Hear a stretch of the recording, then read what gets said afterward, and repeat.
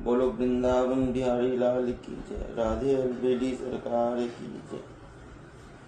प्रिय मित्रों, ब्रज के भक्त की श्रृंखला के आगे की कड़ी में प्रस्तुत है आज श्री गोपाल दास बाबा जी, जिनको उत्सवी भी लोग कहते थे, उत्सवी भी कहते थे। आज उनकी कथा हम आपको सुनाएंगे। तो आज प्रस्तुत है आपके सामने श्री गोपाल दास बाबा जी उत्सवी की कथा। वृंदावन की घटना। गंगा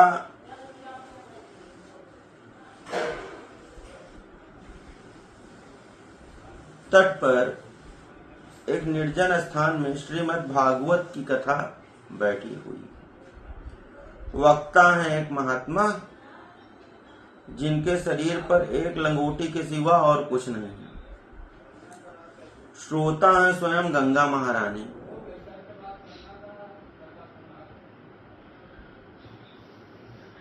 जी हाँ, वक्ता है एक महात्मा, जिनके शरीर पर एक लंगोटी के सिवा और कुछ नहीं है, और श्रोता है स्वयं गंगा महारानी।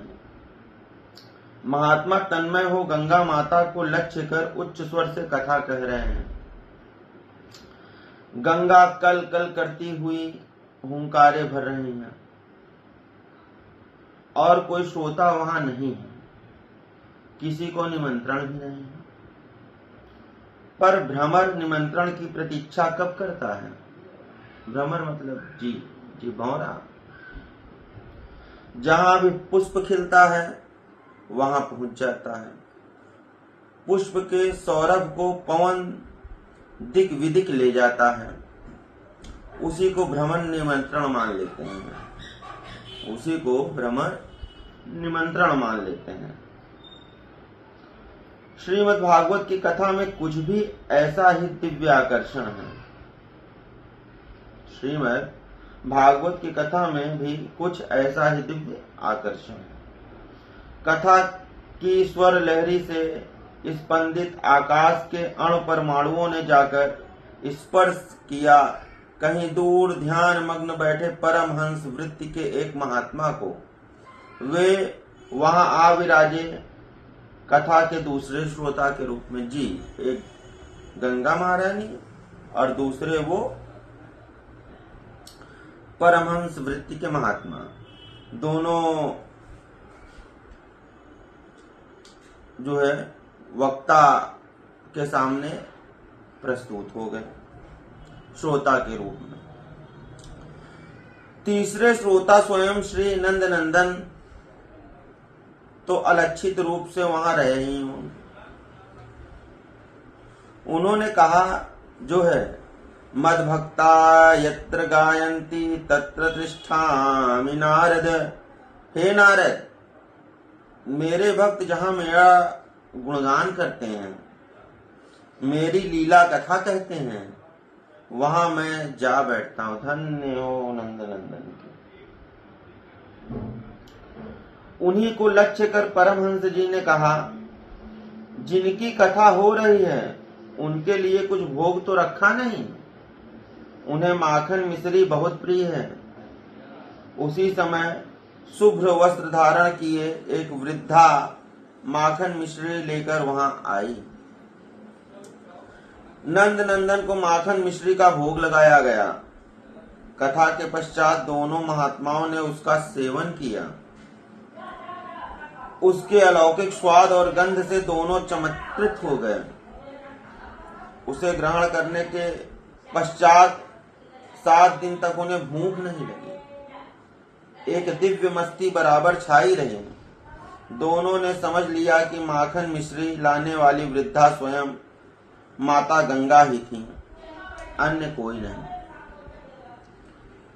गंगा महारानी में इतनी निष्ठा रखने वाले और उन्हें श्रीमद् भागवत की कथा सुनाने वाले यह महात्मा थे निम्बार्क संप्रदाय के श्रीमद् स्वभूराम देवाचार्य की परंपरा में जूनागढ़ के गोदाबाव स्थान के महंत श्रीमद सेवादास जी महाराज के शिष्य गोपाल दास जी। धन्य हो गोपाल दास महाराज की जय। टीकमगढ़ के निकट किसी ग्राम में गौड़ ब्राह्मण कुल में संवत 1868 में उनका प्रादुर्भाव हुआ। बाल्यकाल में ही जूनागढ़ के श्री सेवादास जी महाराज से दीक्षा लेवे चारों धाम की यात्रा को निकल पड़े। यात्रा समाप्त कर व्रज के अंतर्गत कामवन में रहने लगे।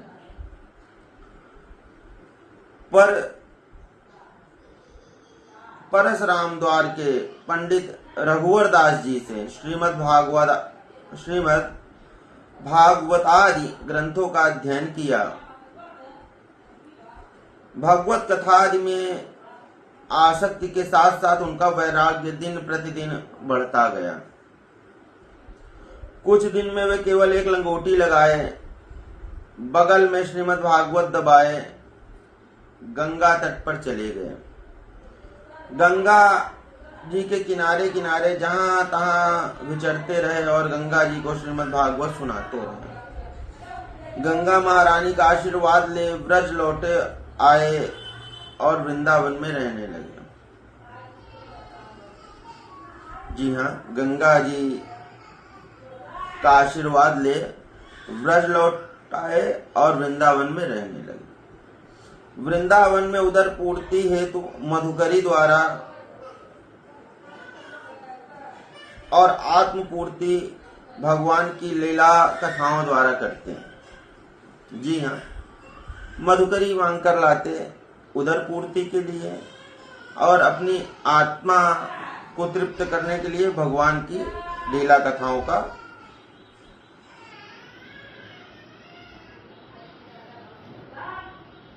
ध्यान करते, वर्णन करते।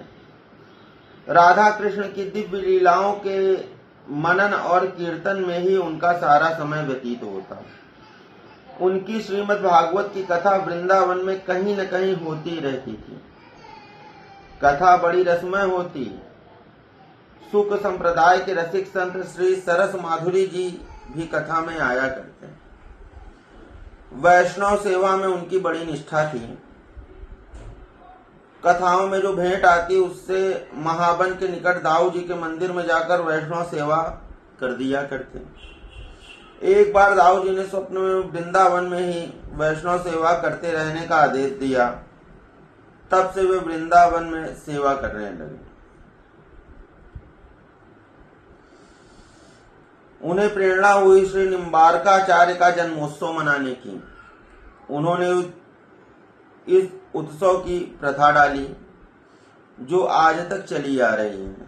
प्रतिवर्ष वे श्री निम्बारकाचार्य जी की जन्मतिथि पर विशाल शोभा यात्रा, श्रीमद् भागवत सप्ताह, रास लीला, समाज गान और ब्राह्मण वैष्णव भोजन आदि की व्यवस्था करते।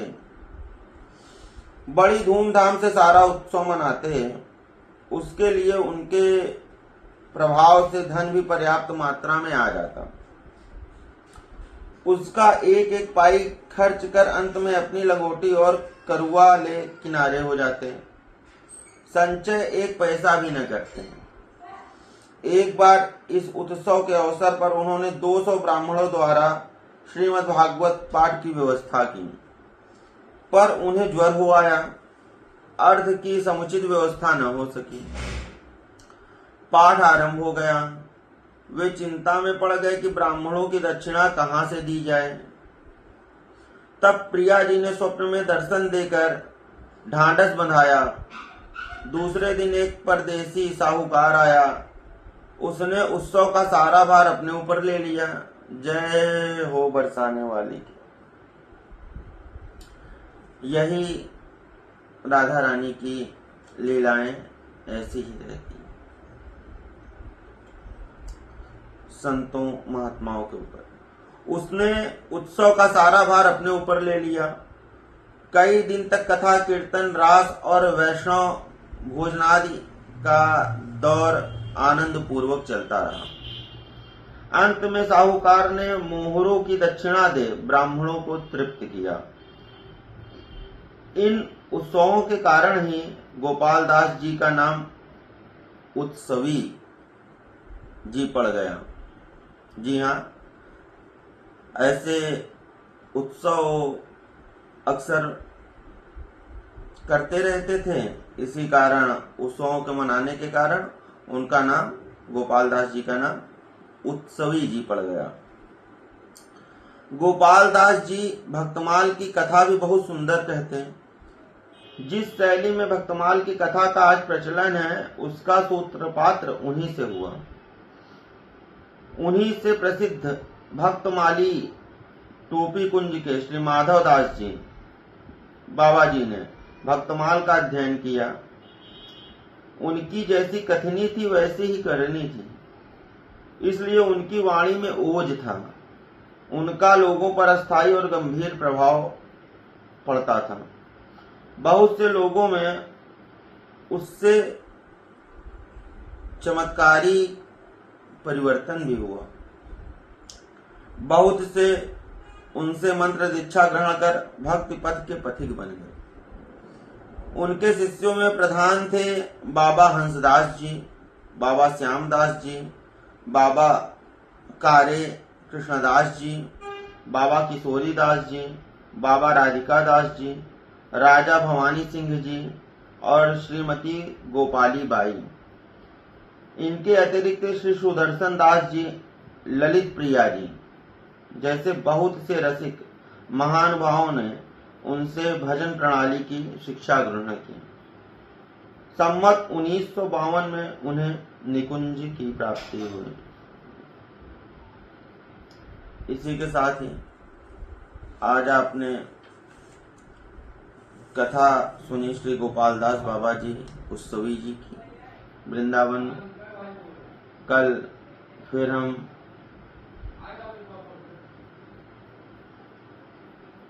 आपको इस ब्रज के भक्त की श्रृंखला में आपको किन्हीं वृंदावन के भक्त की कथा सुनाएंगे। तब तक के लिए धन्यवाद। पंडित आशीष कुमार तिवारी।